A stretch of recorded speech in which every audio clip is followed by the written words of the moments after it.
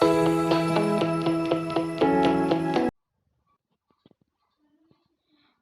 Back to tutorials for medicos. आज का हमारा टॉपिक है pyloric stenosis. Pyloric stenosis topic हम पीडियाट्रिक्स में डील कर रहे हैं। तो पायरोलिक स्टेनोसिस बेसिकली क्या होता है? Let's start with the definition of the pyloric stenosis. So definition is pyloric stenosis is the narrowing of the opening of the stomach. तो पायरोलिक स्टेनोसिस क्या होता है? जो ओपनिंग होती है स्टमक की, मतलब जहाँ पे ये पायरोलिस पार्ट होता है, जो स्टमक का ओपनिंग जहाँ से होती है, वो वाला जो पार्ट है वो उसकी नैरोइंग हो जाती है। मतलब जो उसकी मसल्स है ना अंदर वाली साइड प्रेजेंट है, जैसे मैंने डायग्राम में शो की है, जो अंदर वाली साइड मसल्स होती हैं वो नैरो हो जाती है। मतलब वो उनका जो डायमीटर होता है वो छोटी हो जाती है, जिस वजह से क्या होता है, जो फूड होता है वो रिफ्लेक्स बैक होने के, उसके फूड के बहुत ज़्यादा चांसेस रहते हैं due to the presence of pyloric stenosis in infants. अब हम बात करते हैं कोजेस कि अगर पायरोलिक स्टेनोसिस किसी भी इन्फेंट को, न्यूबॉर्न को है, तो उसमें कॉजेज उसके क्या क्या हो सकते हैं। First is genetic cause. कुछ जेनेटिक मदर या फादर पेरेंट के अंदर कुछ ऐसी जीन्स प्रेजेंट है जो बच्चे के अंदर भी, जो उनके ऑफस्प्रिंग्स हैं उनके अंदर भी आने के चांसेस है, जिस वजह से पायरोलिक स्टेनोसिस हो सकता है। इन्वायरमेंटल फैक्टर्स की वजह से वर्टिब्रल प्रॉब्लम्स, मतलब जो स्पाइनल कॉर्ड के अंदर वर्टिब्रा प्रेजेंट है उसकी कुछ प्रॉब्लम्स की वजह से भी पायरोलिक स्टेनोसिस होने के चांसेस रहते हैं। फैमिली हिस्ट्री की वजह से, स्मोकिंग ड्यूरिंग प्रेगनेंसी, अगर जो मदर है प्रेगनेंसी के टाइम पे स्मोक कर रही है तो उस वजह से बच्चे के अंदर पायरोलिक स्टेनोसिस होने के चांसेस रहते हैं। बॉटल फीडिंग, अगर बच्चे को अर्ली बॉटल फीडिंग करवा रहे हैं, मतलब जैसे एक टाइम पीरियड होता है कि वीनिंग का जो टाइम पीरियड होता है वो 4 to 6 में हम पे, मतलब जो बच्चा होता है उसको वीनिंग करवाते हैं। वीनिंग मतलब उसको ब्रेस्ट फीड से हटा के मतलब किसी और फॉर्म में, जैसे बॉटल की फॉर्म में या उसको स्पून की फॉर्म में फीडिंग करवानी बच्चे को, उस प्रोसेस को हम बोलते हैं वीनिंग। तो जैसे बॉटल फीडिंग अर्ली टाइम पे हम बच्चे को करवा देते हैं, टाइम पीरियड से पहले, 3 to 6 मंथ से पहले, तो उस वजह से भी बच्चे को पायरोलिक स्टेनोसिस होने के बहुत ज़्यादा चांसेस रहते हैं।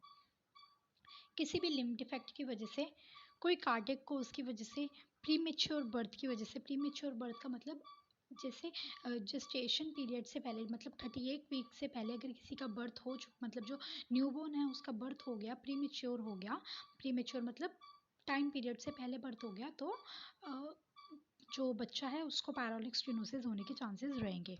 अगर कोई मदर है, अगर कोई मदर एंटीबायोटिक यूज़ कर रही है या फिर बच्चे के लिए कोई अर्ली एंटीबायोटिक्स यूज़ कर लिए, तो उस वजह से भी पायरोलिक स्टेनोसिस होने के चांसेस रहते हैं। नेक्स्ट हम बात करते हैं पायरोलिक स्टेनोसिस की पैथोफिजियोलॉजी की।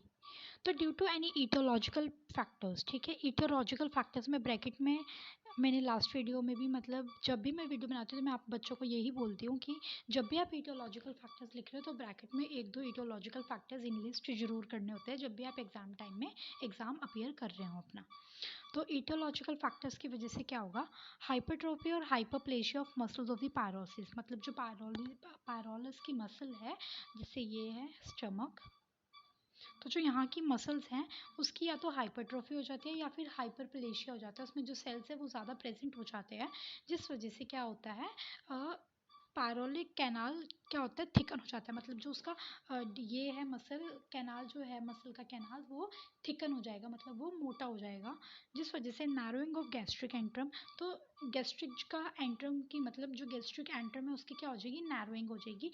और impaired emptying of gastric contents, जैसे ये कोई चीज़ है, सपोज करो अगर हम ना उसकी भी बात करते हैं, चलो इसको छोड़ो, अगर हम बात करते हैं किसी भी, जैसे ये नाली है, ठीक है, पानी की, इसके अंदर हमने यहाँ पे पत्थर अड़ा दिए है, तो अगर हमने यहाँ पे पत्थर रख दिया तो पानी तो ढंग से नहीं जाएगा ना, पानी तो यहाँ पे अड़ जाएगा।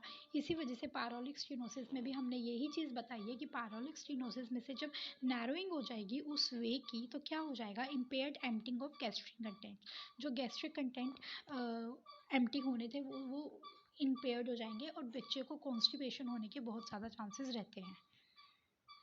नेक्स्ट बात करते हैं sign and symptoms of pyloric stenosis. जो भी साइन एंड सिम्टम्स है वो मैंने यहाँ पे लिखा हुआ है 3 से 5 वीक्स के, मतलब बर्थ के 3 to 5 वीक्स आफ्टर ही आता है, after birth. Projectile vomiting after feeding, मतलब जैसे ही बच्चे को फीड करेंगे तो उसको वॉमिट हो जाएगी। क्यों वॉमिट हो जाएगी? क्योंकि जो डाइजेशन में बच्चे को प्रॉब्लम आ रही है, क्योंकि जो पायरोलिक स्टेनोसिस है उसमें जो स्टमक का पायरोलिस है वो नैरो हो चुका है। परसिस्टेंट हंगर, बच्चे को बहुत ज़्यादा भूख लगेगी। क्योंकि भूख इसलिए लगेगी क्योंकि जो भी वो खा रहा है वो वॉमिट कर रहा है, जो भी खा रहा है वॉमिट कर रहा है। इस वजह से उसकी जो अंदर की जो उसको मतलब बच्चे को भूख लग रही है, वो तो उसकी भूख उसकी पूरी नहीं हो पा रही है ना, उसको वो बार बार वॉमिटिंग कर रहा है, कंटेंट को बाहर निकाल रहा है, तो उसको हंगर भी होएगा। स्टमक कॉन्ट्रैक्शंस होएगी, मतलब जैसे अगर हम खाना नहीं खाते तो हमारे पेट में बहुत सारी मूवमेंट्स होती है ना, तो उसको हम बोलते हैं स्टमक कॉन्ट्रैक्शंस। तो बच्चे के भी जब उसको परसिस्टेंट हंगर होएगी तो बच्चे के पेट में स्टमक कॉन्ट्रैक्शंस होंगी। डिहाइड्रेशन, जब भी मतलब जैसे ही बच्चा कुछ भी फीड कर रहा है, उसको मिल्क फीड करवा रहे हैं तो वो वॉमिट के थ्रू उसको बाहर निकाली जा रहा है अपनी बॉडी के अंदर से। तो जो वाटर जितनी अमाउंट में बॉडी के अंदर प्रेजेंट होना चाहिए उतनी अमाउंट में नहीं प्रेजेंट है, जिस वजह से जो बच्चा है उसको डिहाइड्रेशन होने के भी चांसेस रहेंगे। चेंजेस इन बाउल मूवमेंट्स, जो बाउल मूवमेंट्स हैं उसके अंदर भी चेंज आएगा। या तो बच्चे का वेट गेन होएगा या फिर वेट लॉस होएगा। जब वो खाना खा रहा है तो वेट तो गेन होएगा ही, लेकिन जब वो वॉमिटिंग कर ही जा रहा है, वो इतना ज़्यादा बीमार है, तो इस वजह से बच्चे का वेट लॉस होएगा। फेलियर टू थ्राइव, मतलब बच्चा ना उस चीज़ से सफ़र ही नहीं कर पाएगा। इरिटेबिलिटी होएगी, मतलब जो इन्फेंट है उसको बहुत ज़्यादा इरिटेबिलिटी होएगी। Decrease quantity of stools and urine output, जब पेट में कुछ प्रेजेंट ही नहीं है, ठीक है, गैस्ट्रिक कंटेंट है जो उसको उनकी एम्पटिंग ही नहीं हो रही, जैसे मैंने पैथोफिजियोलॉजी में यहाँ पे बताया था गैस्ट्रिक कंटेंट की एम्पटिंग ही नहीं हो रही, तो इस वजह से भी जो स्टूल्स हैं उनकी भी क्वांटिटी डिक्रीज हो जाएगी, और जो यूरिन है उसकी भी क्वांटिटी डिक्रीज हो जाएगी। यूरिन की क्वांटिटी क्यों डिक्रीज होएगी? क्योंकि बच्चे के अंदर क्या हो रही थी? डिहाइड्रेशन। ओके। अब नेक्स्ट बात करते हैं डायग्नोस्टिक इवैल्यूएशंस की। तो डायग्नोस्टिक इवैल्यूएशन में सबसे पहले फिजिकल एग्जामिनेशन करेंगे, जिसमें हेड टू टो एग्जामिनेशन करेंगे बच्चे का।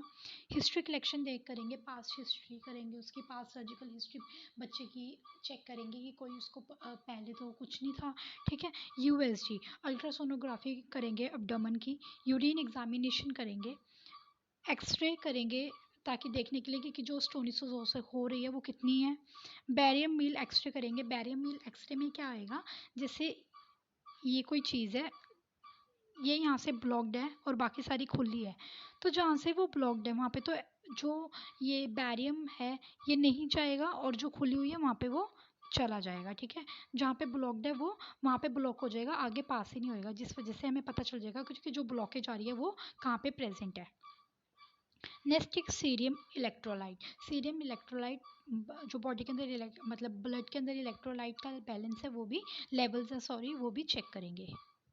नेक्स्ट हम बात करते हैं ट्रीटमेंट की। फर्स्ट हम बात करते हैं सर्जिकल ट्रीटमेंट की, which is because surgical treatment important है। रामस्टेड स्पायरोलोमायोटॉमी। रामस्टेड पायरोलोमायोटॉमी में क्या जो पायरोलस है उसको मतलब कट कर देते हैं, टॉमी मतलब उसकी ओपनिंग करके उसको फोल्ड कर देते हैं, उसको कहते हैं रामस्टेड पायरोलोमायोटॉमी।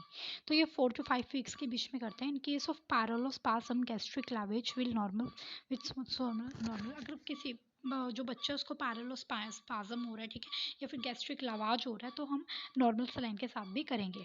अब मेडिकल मैनेजमेंट में क्या कर सकते हैं, एट्रोपिन देंगे, मिथाइल नाइट्रेट और मेटोक्लोप्रोपामाइड जो बच्चा है उसको प्रोवाइड करेंगे। होपफुली आपको ये वीडियो समझ आई हो। अगर आपको मेरी वीडियो पसंद आई है तो प्लीज़ मेरी वीडियो को लाइक करें और मेरे चैनल को सब्सक्राइब करें, और नई नई वीडियो को देखने के लिए मेरे चैनल पर बने रहें। Thank you so much for watching.